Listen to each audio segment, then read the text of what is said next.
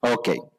Entonces vamos a empezar con las charlas. Invito arriba al escenario a Daniel Amthaur. Él nos va a hablar sobre cómo se consigue algunas técnicas para cómo conseguir o garantizar entrar a una empresa. Un aplauso para él.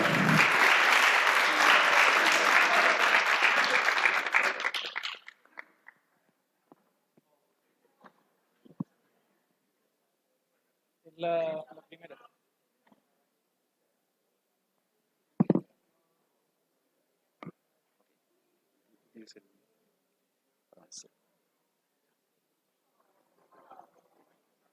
Hola a todos, mi nombre es Daniel Amthaur. Para presentarme un poco, yo partí en la industria trabajando como programador en Guanaco Games en el 2007, lo que eventualmente se convirtió en Behavior, donde llegué al cargo de Tech Lead en proyectos como Fallout Shelter, y luego entré a trabajar en Ace Team en el 2016, y actualmente soy el Lead Programmer ahí. Y de ahí viene un poco la motivación para esta charla, porque en ese rol me toca ver bastante las postulaciones. Entonces, viendo eso, veo que en las postulaciones que llega falta bastante detalle y bueno, también calidad en lo que se envía.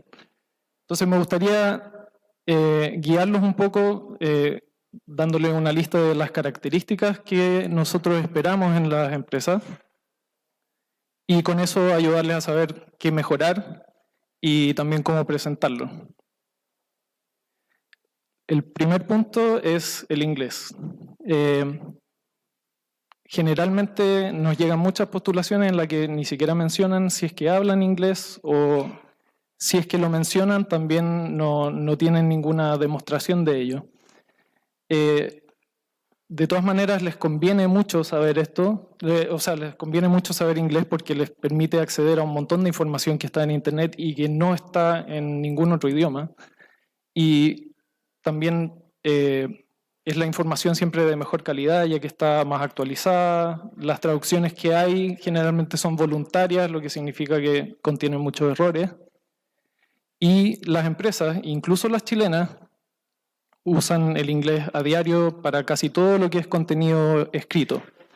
No es tan necesario para las empresas chilenas hablar inglés fluido, pero sí es muy importante para nombrar las cosas. Por ejemplo, todos los archivos, el contenido está en inglés. Cuando se usan sistemas de control de versiones, los comentarios de cada cambio que se hace están en inglés. Por lo tanto, es muy importante. Y por supuesto, si es que quieren postular afuera, todas las empresas van a requerir escribir y hablar en inglés fluido. Y bueno, lo que pongo abajo de show, don't tell, se refiere a más que nada, muestren que saben hablar en inglés. Tal vez a algunos les podría parecer como soberbio mandar el currículum en inglés a una empresa chilena, pero es una forma rápida de demostrar que en realidad lo manejan. Otra cosa que muchas veces no tienen presente es mostrar que manejan sistemas de control de versiones. Eso es indispensable en realidad para trabajar en una empresa. Bueno, ahí puse para programadores, pero en realidad es para todos. Es extremadamente irresponsable no trabajar con un sistema de control de versiones y en todas las empresas usan uno. Generalmente en las empresas de juegos se usa Git o Perforce y pueden probar cualquiera de estos sistemas de forma gratis. Git pueden hacer un repositorio en GitHub. En el caso de Perforce es un poco más complejo porque tienen que descargar el servidor y instalarlo en un computador, pero creo que también hay servicios gratis donde se puede probar con pocos usuarios. Y también el manejar esto les da la oportunidad de tener un repositorio público donde muestren un proyecto de ustedes cuando lo envíen. Entonces envían el currículum y tiene un link a un proyecto de ustedes y uno puede entrar al repositorio y mirarlo. También muchas veces se concentran en mostrar lo que es el manejo de herramientas como Unity o Unreal o en el caso de artistas, por ejemplo, 3D Studio Max, pero se olvidan de mencionar el manejo de los conocimientos básicos de su área. Obviamente eso va a variar dependiendo del área, y también es importante que muestren que saben aplicar los conocimientos más que solo conocerlos en teoría, como por ejemplo un título universitario les va a dar el marco teórico, pero muchas veces es la aplicación lo que más importa. Esta es la única parte específica para programadores. Por ejemplo, el caso de geometría y trigonometría se aplica muchísimo en juegos. Para, por ejemplo, simplemente calcular distancias entre cosas, ángulos entre cosas. El álgebra lineal se aplica muchísimo para transformar cosas de espacio. El cálculo para sacar áreas, velocidades, etc. Métodos numéricos para cosas físicas. Estructuras de datos y algoritmos, por supuesto, es básico para un programador. Tiene que poder saber qué estructura de datos usar para qué problema, los mejores algoritmos de búsqueda para tal caso, etc. Y arquitectura de computadores es muy importante para el tema del rendimiento. Otra cosa que me llama la atención en las postulaciones que vemos es que muchas veces pareciera como que envían un currículum que tienen prehecho y que en el fondo no muestra que realmente les interese trabajar en la empresa particular. O sea, no muestran que realmente investigaron sobre la empresa, que saben qué juegos hicieron, con qué tecnologías trabajan. Podría ser una postulación para cualquier empresa.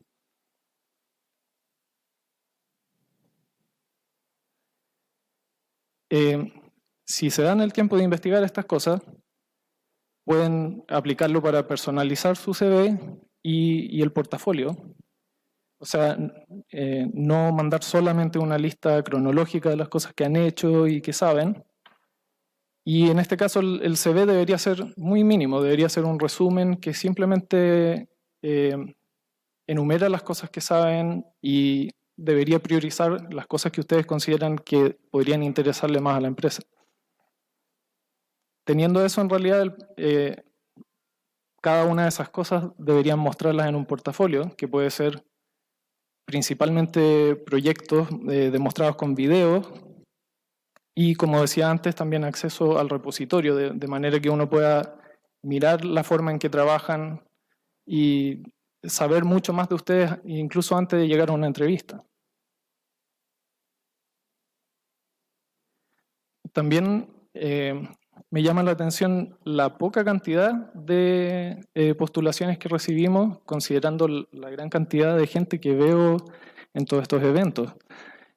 Siento yo que a veces cuando se pone los requisitos de un cargo, como que la gente se autofiltra, como que toman que si no cumplen una cosa, no postulan. Y muchas veces puede ser que les falte una cosa, resulte en que no los consideren, pero también puede ser de que si es que su perfil en general es interesante, aunque les falten algunas cosas, los tengan en cuenta para roles futuros.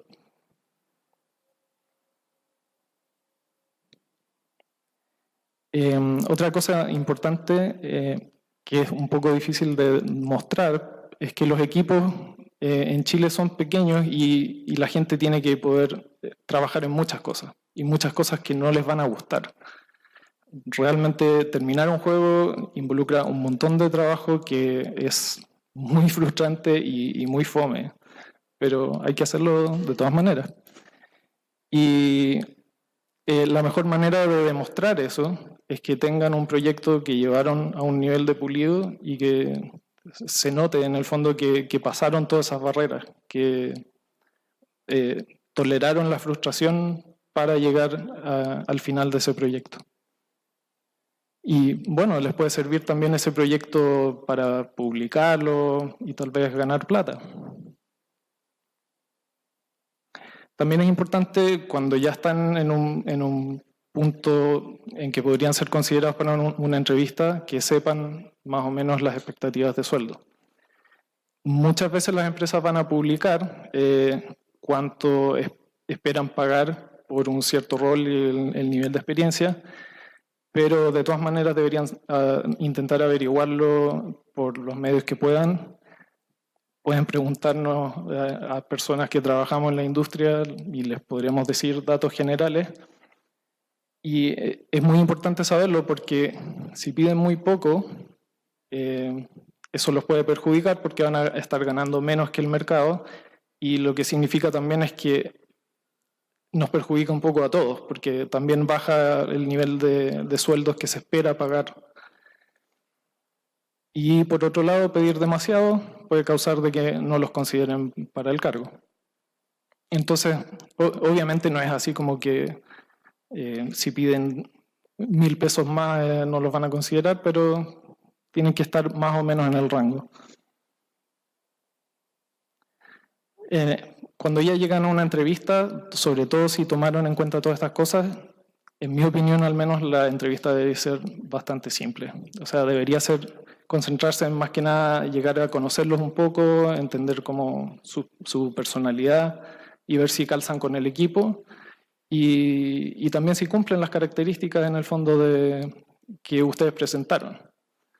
Entonces es posible que tengan que responder algunas preguntas técnicas, así que ahí es importante no estar demasiado nervioso, aprender un poco a controlar los nervios. Y bueno, ser transparente y honesto con todo. No está mal equivocarse ni no saber responder una pregunta. Es muy importante, por ejemplo, en un equipo, saber cuando alguien no puede con un problema y para poder pasárselo a otra persona de manera que no se atrase todo el equipo. Y bueno, también puede ocurrir el caso de que llegando a esta instancia o incluso antes, que no sean aceptados.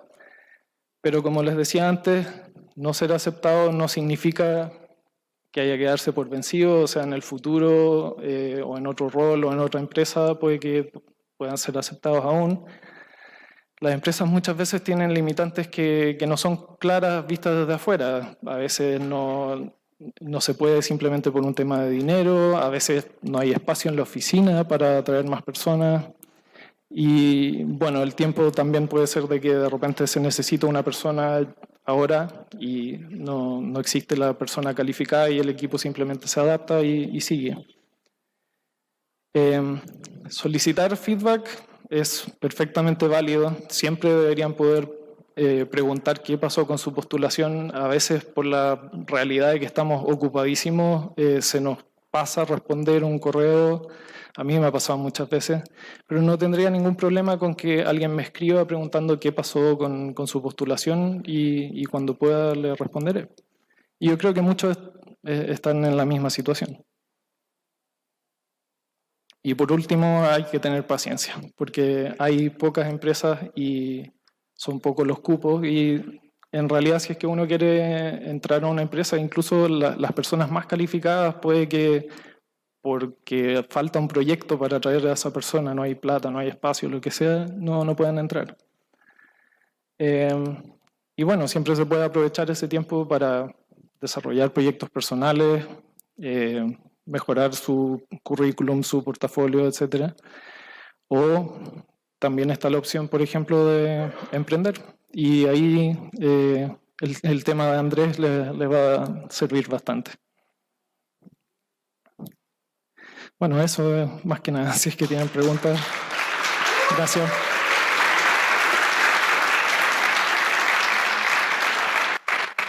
Muchas gracias, Daniel. ¿Alguien tiene preguntas? Hay 5 minutos de preguntas, por si.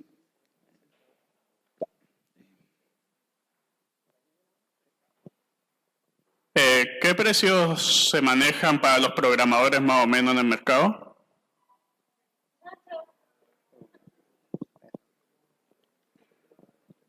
Bueno, eso va a depender bastante de la experiencia, pero yo diría que para un programador que viene entrando a la industria debería ser cercano al 1.000.000, posiblemente un poco debajo, y en el extremo superior más o menos 2 millones, un poco hacia arriba.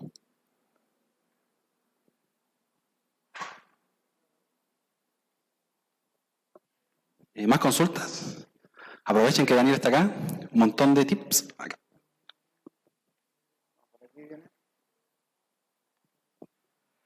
Mi pregunta va más orientada como para alguien que está recién empezando a aprender estos temas. Como ¿por dónde recomiendas tú partir? ¿Cómo fue tu experiencia para iniciando en este mundo?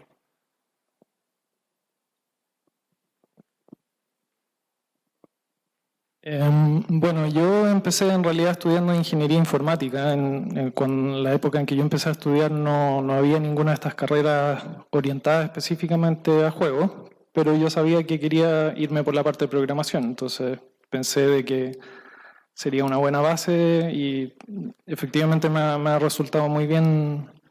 Me ha ayudado un montón la parte de la formación de ingeniería realmente más que solo de programación. En las otras áreas, la verdad, no sabría mucho qué recomendar. Y la verdad, yo igual pienso de que no es necesario el tema de la universidad. Yo creo que depende un poco también de la dedicación personal que tenga uno. Yo me conocía y sabía que si tenía que estudiar todo por mi cuenta y no tenía una presión externa, iba a quedar por ahí nomás tirado, pero por eso seguí el camino de la universidad.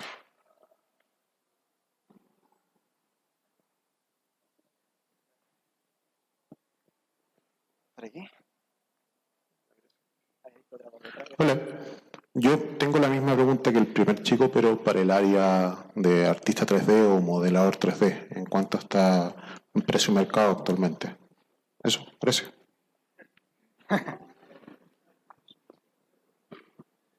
Esos valores realmente no los manejo mucho. Tal vez Andrés te pueda ayudar después un poco con eso. Ahí arriba, bien.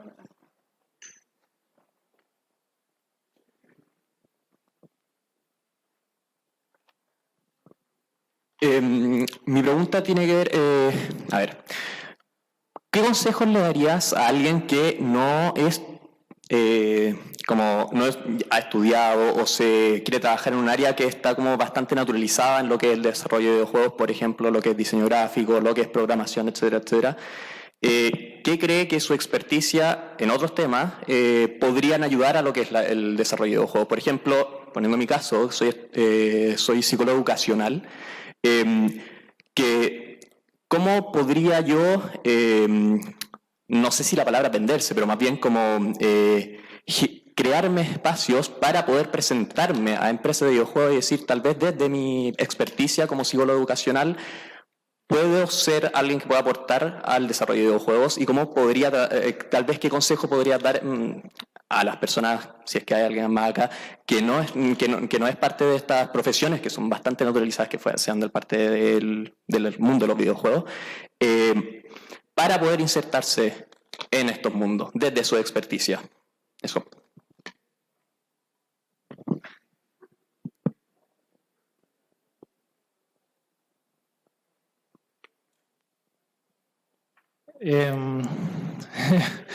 Eso está un poco difícil. La verdad es que no sabiendo muy bien como qué involucra tu perfil particular, es difícil un poco recomendarte algo específico, pero en mi experiencia los roles que tienen como formaciones más variadas son el de productor y el de diseñador de juegos. Generalmente los diseñadores son totalmente o casi totalmente autodidactas, aprenden más que nada jugando y observando otros juegos. Y los productores generalmente están más a cargo de organizar un equipo. Tienen que entender un poco de la parte técnica de distintas áreas, pero no al mismo nivel que los profesionales que se desempeñan ahí. No sé si eso contesta un poco tu pregunta. ¿Sí? Más o menos.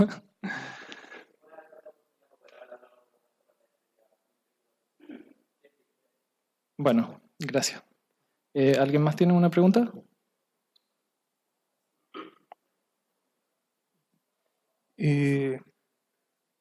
Vengo siguiendo o sea, Steam de manera esporádica desde hace mucho tiempo. Y también, bueno, también a la industria de juegos en Chile en general. Y viendo la primera diapositiva, yo me acuerdo Guanaco Games, que después se volvió Behavior, creo que fue como una de las primeras empresas, tengo entendido, sí, que hubo en Chile, y por lo menos era la más grande. No sé si sigue siendo el caso, si sigue existiendo de hecho, pero no, murió. Pero un poco era el tema ese, cuál es la diferencia que se produce, por ejemplo, porque cuando tú cambiaste a Steam, yo no sé qué tamaño tiene actualmente la empresa, qué diferencias hay ambientalmente entre trabajar en una empresa ya quizá un poco más grande o quizá más chica. Sé que, o sea, tú planteaste que en Chile son en general obviamente empresas más pequeñas, pero quizás Behavior era como, de algún sentido, la excepción. Yo me acuerdo que tenía por lo menos 40 personas trabajando, era de Behavior Canadá, creo que era la como filial. Entonces, tenía un tamaño por ahí, creo. Y tú que has transitaste por ese proceso, quería saber un poco cómo fue el cambio y qué ha significado para ti entre la relación con tus pares y el tamaño mismo de la empresa y el diario vivir y lo que tenéis que hacer, eso. Okay. Bueno, Guanaco cuando yo llegué eran alrededor de 20 y pocas personas. Luego fue creciendo hasta que en un punto llegó a ser como 60, creo, en Behavior, un poco más. Y luego se achicó de nuevo como a 30 y bueno, y eventualmente cerró. Y en Steam, en la oficina somos 12, 13, muy poquitos comparativamente. Yo diría que la mayor diferencia entre trabajar en un equipo más grande y en un equipo mayor es que no hacen falta tantos productores. La gente tiende a ser más como autónoma, o sea, como que manejan más sus propias tareas y están más pendientes de lo que hace el otro directamente. No hay un intermediario que diga, por ejemplo, no sé, el área de programación está más atrasado, qué sé yo. Realmente hablamos todos entre todos y eso obviamente no es factible en un estudio más grande o en proyectos más grandes. También pasa a veces de que los estudios más grandes subdividen los equipos para tener más proyectos en curso, mientras el equipo sea más o menos pequeño y que tengan más experiencia. También se puede hacer lo mismo en una empresa grande, pero no se da tanto en Behavior. Generalmente el nivel de experiencia era menor que en Steam, nivel de experiencia promedio, digamos. Entonces había que tener más manejo, había que estar más pendiente de que la gente fuera cumpliendo sus tareas, los tiempos.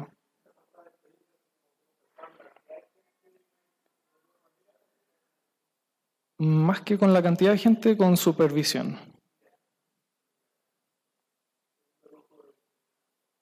Claro. No sé si queda tiempo para más preguntas o si hay más. Parece que estamos. Eso. Gracias. Un aplauso para Daniel, muchas gracias.